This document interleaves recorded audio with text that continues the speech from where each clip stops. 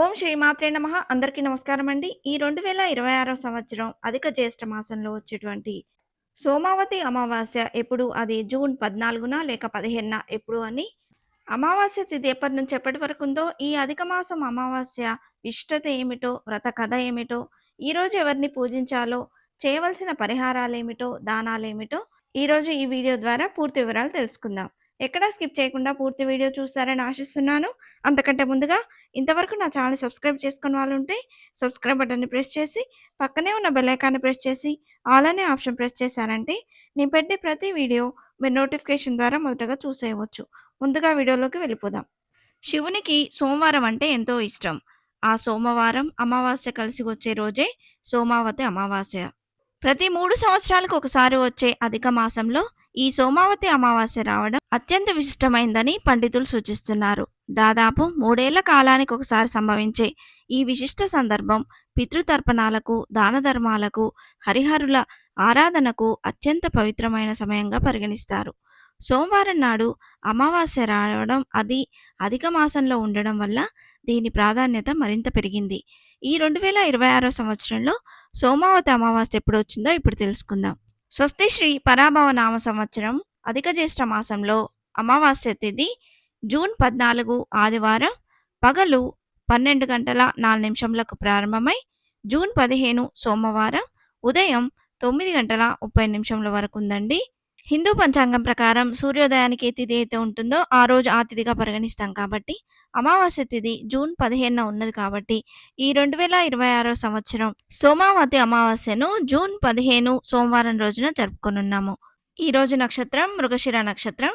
ఈ రోజున పవిత్ర నదుల్లో స్నానం చేయడం ఈ రోజు ప్రధాన ఆచారంగా ఉంది.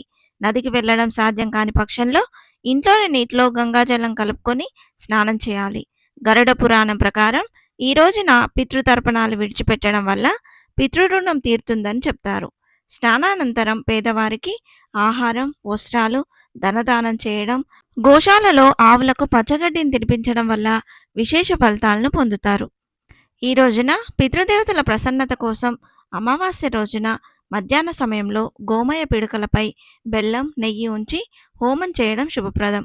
అరచేతిలోకి నీటిని తీసుకొని బొటనవేలు ద్వారా పితృదేవతలకు తర్పణం అర్పించాలి. ఈ రోజున విశేషంగా శివపార్వతులను పూజిస్తారు. శివాలయాల్లో రుద్రాభిషేకం చేయడం, వీలైనంత వరకు ఓం నమ శివాయ మంత్రాన్ని జపించడం చేయాలి. హనుమాన్ చాలీసా కానీ, సుందరకాండ పారాయణం చేయడం వల్ల మంచి ఫలితాలు పొందుతారు.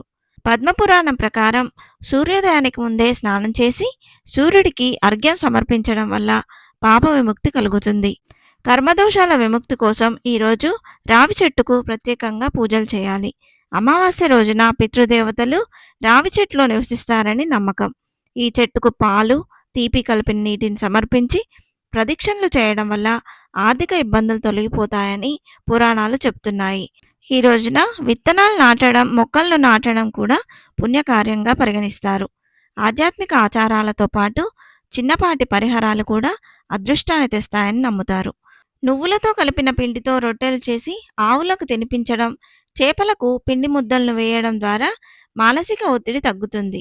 అంతేకాకుండా సాయంత్రం వేళ ఇంటి ఈశాన్య మూలలో ఎరుపు దారం ఒత్తితో దీపం వెలిగించడం వల్ల లక్ష్మీదేవి కటాక్షం లభిస్తుంది.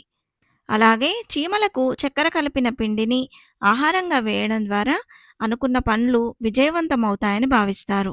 ఈ రోజున తప్పక వినవలసిన వ్రత కథ ఏమిటో ఇప్పుడు తెలుసుకుందాం. పురాణాల ప్రకారం సోమావతి అమావాస్య వెనుక ఉన్న కథ ఏమిటో ఇప్పుడు తెలుసుకుందాం. దక్ష యజ్ఞం కథ అందరికీ తెలిసిందే. తన అల్లుడైన శివుణ్ణి అవమానించేందుకే దక్షుడు ఈ యజ్ఞాన్ని తలపెట్టాడు. అక్కడ తనకి చోటు లేదని శివుడు వారిస్తున్నా వినకుండా శివుని భార్య సతీదేవి ఆ యజ్ఞానికి వెళ్ళింది. సతీదేవి తన కుమార్తె అన్న ఆలోచన కూడా లేకుండా దక్షుడు ఆమెను కూడా అవమానించాడు. ఆ అవమానాన్ని తట్టుకోలేని సతీదేవి తనని తాను దహించి వేసుకుంది. సతీదేవి మరణం గురించి విన్న శివుడు ఆగ్రహోదగ్రుడైనాడు. తన వెంట్రుకతో వీరభద్రుని సృష్టించాడు. ప్రమదగణాలతో పాటుగా ఆ వీరభద్రుడు దక్షుని మీదకు దాడి చేశాడు. అక్కడ యజ్ఞానికి వచ్చిన వారందరినీ చావచితక బాదాడు. శివగణాల చేతిలో చావు దెబ్బలు తిన్న వారిలో చంద్రుడు కూడా ఉన్నాడు. చంద్రుడు సాక్షాత్తు శివునికి తోడలుడు అయినా శివుని అవమానించే కార్యక్రమంలో పాల్గొన్నందుకు తగిన శాస్తిని అనుభవించాడు.